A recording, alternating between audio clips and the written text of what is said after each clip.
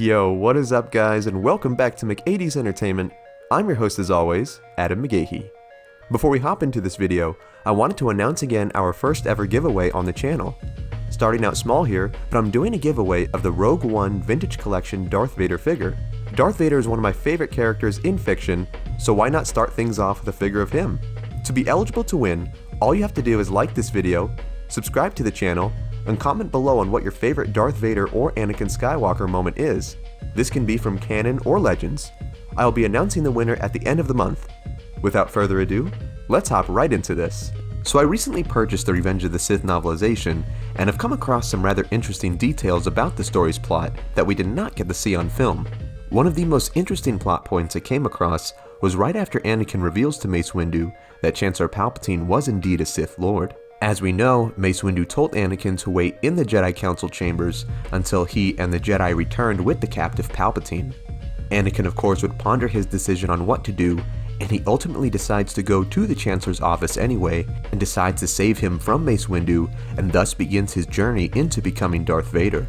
The scene of Anakin pondering the choice he would make as he waited in the chambers is probably one of the most powerful scenes in the movie. There are no spoken words, but the shots cutting between he and Padme display just how conflicted the young Jedi was before he made his final decision that would turn him into one of the galaxy's most feared villains. In the movie, we just see him run to his ship and then fly to the Chancellor's office where he goes to confront Mace Windu.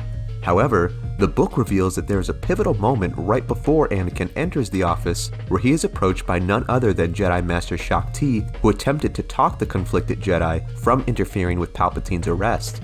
The following passages from the book read, "Shaak Ti felt him coming before she could see him. The texture of his approaching footsteps was ragged as old sacking. As he rounded the corner to the landing deck door, his breathing felt like a pile of gravel, and his heartbeat was spiking like a Zabrak's head. He didn't look good either. He was deathly pale, even for a human, and his eyes were raw. Anakin," she said warmly. Perhaps a friendly word was what he needed. She doubted he'd gotten many from Mace Windu. "Thank you for what you have done. The Jedi Order is in your debt, the whole galaxy as well. Shaak Ti, get out of my way." Shaky as he looked, there was nothing unsteady in his voice. It was deeper than she remembered, more mature, and it carried undertones of authority that she had never heard before. And she was not blind to the fact that he had neglected to call her master. She put forth a hand, offering calming energies through the Force. "The temple is sealed, Anakin. The door is code-locked. And you're in the way of the pad." She stepped aside, allowing him to the pad. She had no reason to keep him here against his will. He punched the code hungrily.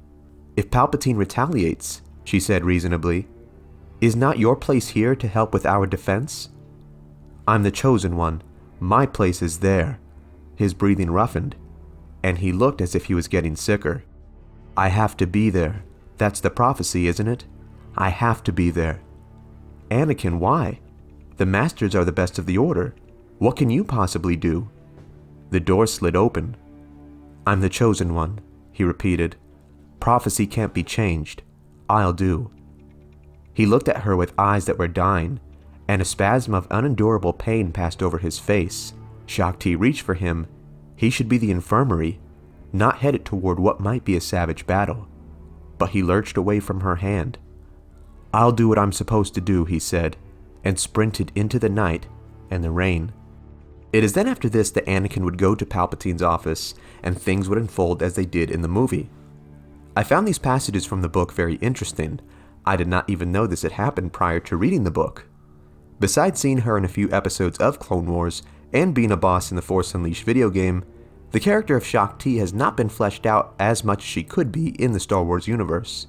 It's crazy to think that if she was successful in talking Anakin out of going to Palpatine, that she could have been the one responsible from preventing the genocide of the Jedi Order. However, despite her efforts, there appeared to be no talking Anakin out of the decision he made. But perhaps if she tried just a bit harder to get through to Anakin, she could have been successful.